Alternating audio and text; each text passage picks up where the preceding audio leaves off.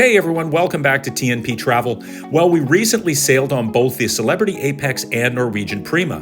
Both are part of each line's newest class of ships and have innovative new features and are priced similarly. We can see why some cruisers looking for a newer ship might be considering either of these lines. So we are going to compare them both, and although Celebrity and Norwegian are different brands with different target markets in some cases, I can see why customers from either line might be interested in trying the other. Are you a regular cruiser on one of these lines? If so, stay tuned to find out what crossing over to the other side might be like and why you might want to consider it. We'll also give you our opinion on which of these ships gives you the best overall experience. Now, in the past, I would have said that NCL and Celebrity were pretty different in terms of who they were trying to make happy. But after traveling on both these ships in the same year, I think some of that gap is narrowed, and each of these lines could draw customers from the other line depending on what features they like about their preferred line. NCL, despite their racetrack, simulators, and water slides, are not actually positioning themselves as a family cruise, although they do welcome families. They cater to a diverse crowd of people looking for a good range of activities, fun, and an approachable, casual, but still upmarket cruise experience. They've done away with stuffy formal nights, and even booking dinner at all, with freestyling, anytime dining taking much of the formality out of the cruise dining experience. Prima has multiple free dining options on board, besides the main dining room and buffet. Celebrity caters similarly to people who are willing to spend for a more upmarket cruise experience, but who don't need a lot of activities or games and are interested in a slightly more traditional cruise experience. Cruising on Celebrity is more about experiences rather than features, so while other lines offer simulators and games, Celebrity does not. Formal night is still a thing on Celebrity. It's now called Chic Night and a little more relaxed, and booked dining times are still the norm. The ships don't have playgrounds and water slides and video arcades. They're focused on dining, wining, and relaxing, with champagne and martini bars highlighting their more upscale, refined position in the industry. On Celebrity, the dining is more traditional too, with just the main dining room, buffet, and masked grill at the pool for included food options, other than light snacks. So what are some of the similarities between these two ships? Well, they both have beautifully designed spaces and are built with beautiful high-end furnishings and fittings. They both have beautiful, elegant dining areas.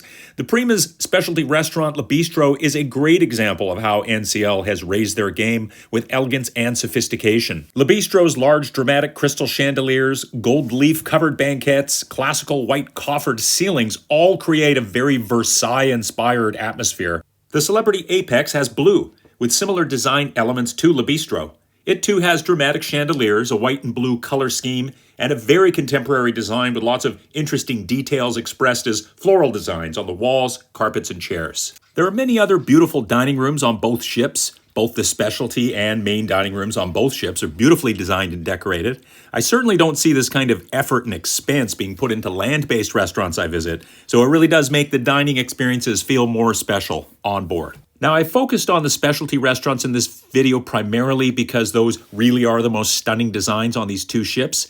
This is Onda by Scarpetta on the Prima, which may be my favorite restaurant design on either ship. There is something sort of organic about this room, and I thought it felt like you were being swallowed by a whale, if that's your thing.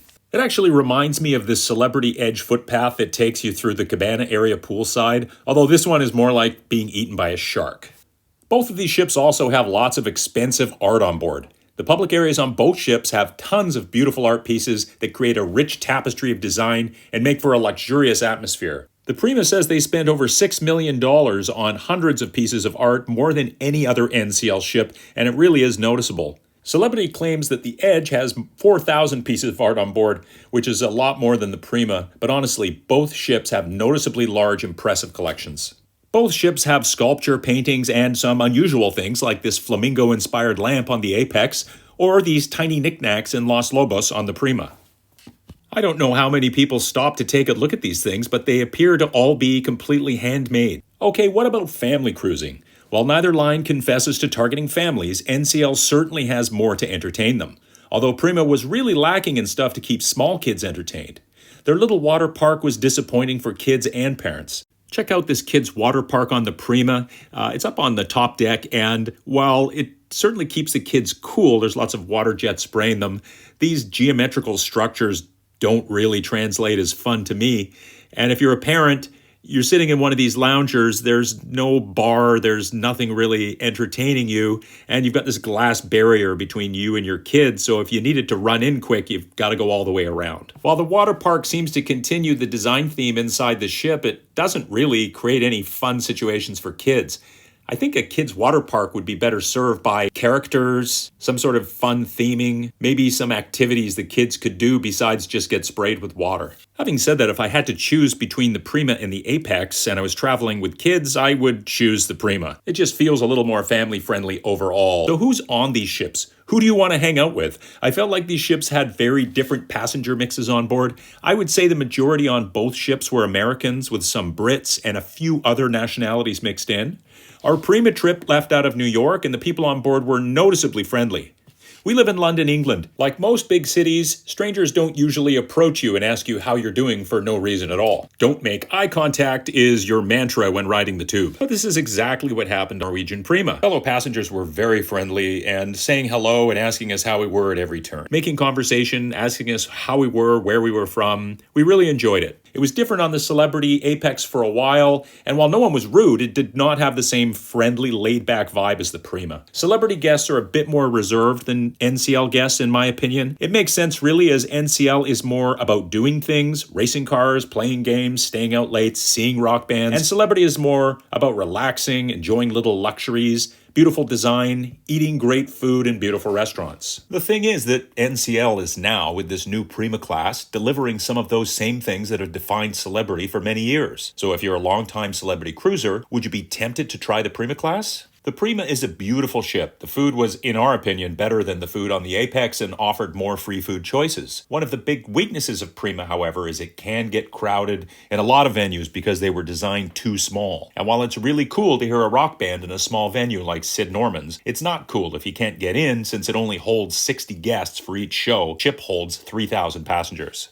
Celebrity's Edge has a big advantage in this area as it never felt crowded on our recent Med cruise anywhere on the ship. We could always get deck chairs, reservations we wanted, and it never felt too crowded.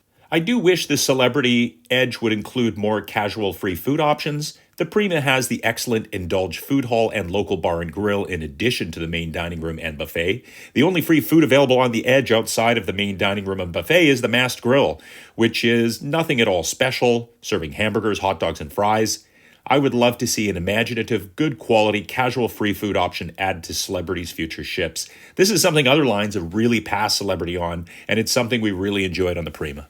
Now, I don't want to bash the Masked Grill because I know a lot of people love it, and I do enjoy an occasional burger from there. However, I do think Celebrity can do a better job on their fast food options and raise the quality bar. We always felt like Celebrity food was a step above most other lines. However, on our last couple of cruises, we feel like the quality level isn't as high as it used to be. Now, we've heard good things about Norwegian's food over the years, but we were really surprised when we cruised on the Prima and found the food exceeded what we were used to getting on Celebrity. Not only that, but it had more choice and more free food options, restaurants that are included in your cruise fare. So we didn't find ourselves utilizing specialty restaurants and spending additional money as much as we did on Celebrity. What did the critics say? On paper, the Prima looks great. Lots of outdoor space, cool, intimate spaces, beautiful decor, great food, but in practice, it just doesn't work as well. The disparity between this great concept and the poor execution is apparent in the Cruise Critic ratings. The editor rating at Cruise Critic is 4.5, which is very high. She raves about the ship's multiple small spaces designed to feel more intimate. The overall guest rating, however, is only 2.8, with guests complaining about the overcrowding. These editor ratings are often done when the ship is in a perfect world scenario, when it's being run really just to show off and they don't have to worry about it being crowded, whereas the actual guest reviews that are done after the ship is launched really, in my mind, reflect a lot more of the reality of what day-to-day is going to be like on that ship. If the ship's not full, you probably won't have these overcrowding problems in the first place. On the other hand, the Celebrity Edge has a editor rating of 4.5 and a cruiser rating of 3.8, indicating much less of a gap between the perfect world view of the ship and the actual way it turns out when people are using it. So those are our thoughts on the two new ships. Are you a regular cruiser on one of these lines? Do you think you could switch to the other? We would love to hear from you in the comments either way. As a loyal Celebrity cruiser, would you be tempted to try the Prima? Or as a loyal Norwegian guest, would you be willing to take a chance on cruising on one of the new Celebrity Edge class ships? ships. And if you want to learn more about the Norwegian Prima, feel free to click on our video right here, where we talk about the pros and cons we experienced during our trip. Also, please feel free to click on us over on the right to subscribe so that you can stay up to date with all our latest cruise videos. Thanks for watching.